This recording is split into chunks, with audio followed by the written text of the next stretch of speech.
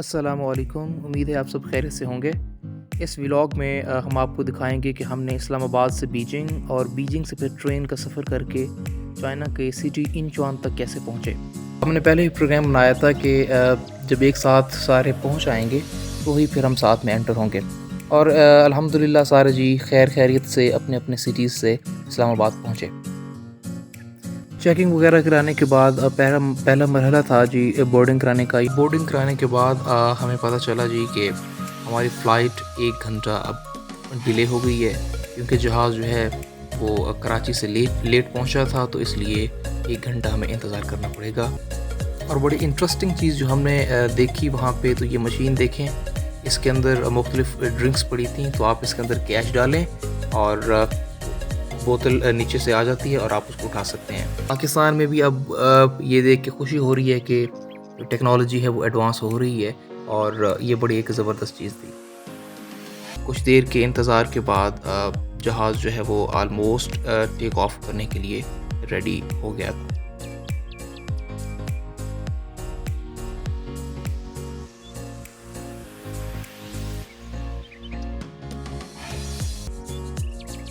जहाज़ में एंटर होते हुए अनफॉर्चुनेटली मैं वीडियो नहीं बना पाया, क्योंकि विंडो सीट मेरी थी और टेक ऑफ करते हुए मैंने वो व्यू कैप्चर किया। ऑफ करते हुए अचानक जब जहाज़ स्पीड पकड़ता है तो इतनी खौफनाक आवाज़ निकलती है कि जिनका फर्स्ट एक्सपीरियंस होता है तो वो एक दफ़ा तो घबरा से जाते हैं।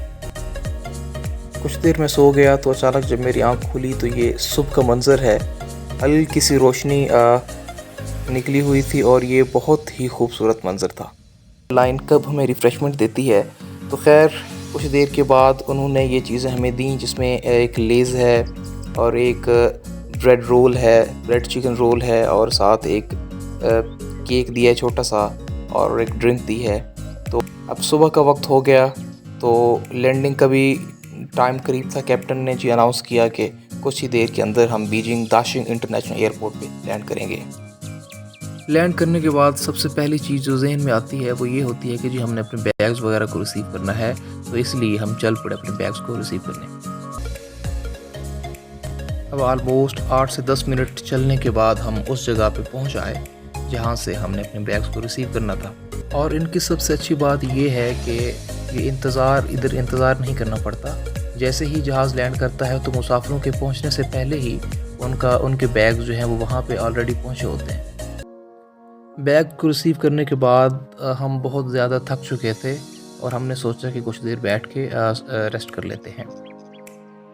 बीजिंग दाशिंग इंटरनेशनल एयरपोर्ट बहुत बड़ा है और आलमोस्ट इसकी इंफ्रास्ट्रक्चर इस तरह से है कि इसकी 4 टेल्स बनाई हुई हैं और हम इस वक्त जो है ये एक टेल के अंदर ठहरे हुए हैं और ये एक टेल भी इतनी बड़ी है कि इसको मैं एक वीडियो के अंदर कवर नहीं कर सकता।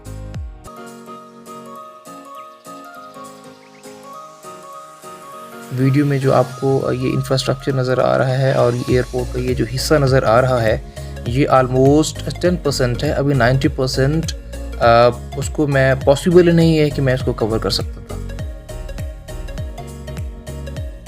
इस वक्त अब टाइम हो चुका था कि अब एयरपोर्ट से निकलना था और टैक्सी लेके हमने ट्रेन स्टेशन की तरफ जाना था। चाइना में इलेक्ट्रिक गाड़ियों की तादाद बढ़ती जा रही है और इस गाड़ी में मैं बैठा हूँ, ये भी इलेक्ट्रिक गाड़ी है और इसने तकरीबन 40 से 50 मिनट लगाए और मुझे रेलवे स्टेशन तक पहुंचा दिया। ये एक फ़ास्ट ट्रेन है और ये इतनी कंफर्टेबल होती है कि एक प्लेन की इकोनॉमी क्लास से ज़्यादा कंफर्टेबल होती है।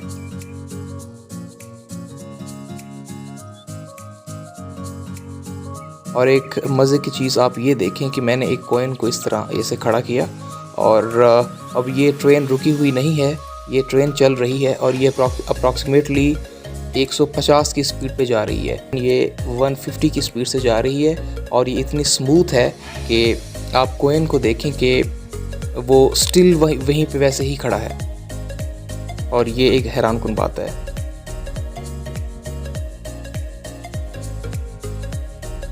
ग्यारह घंटे की ये हमारी ट्रेन थी बीजिंग से इंचुआन और इंतहाई थक जाने के बाद आखिरकार हम अपने शहर इंचुआन पहुँचाए के रहने वाले हैं। अब सुबह का वक्त था और मुझे बहुत ज़्यादा भूख लगी हुई थी क्योंकि रात का कुछ नहीं खाया था तो यहाँ से मैंने एक पराठा रोल लिया जिसमें ये एक सॉसेज डालते हैं और हाफ़ बॉइल्ड पोटैटोज़ होते हैं, आलू, वो डालते हैं और ये मैदे का बना होता है। खैर यहाँ से फिर हमने टैक्सी ली और यूनिवर्सिटी पहुँचे और इसी तरह हमारे सफ़र का इख्तिताम हुआ। उम्मीद है आपको ये व्लॉग अच्छा लगा होगा। देखने के लिए शुक्रिया। जज़ाकल्लाह।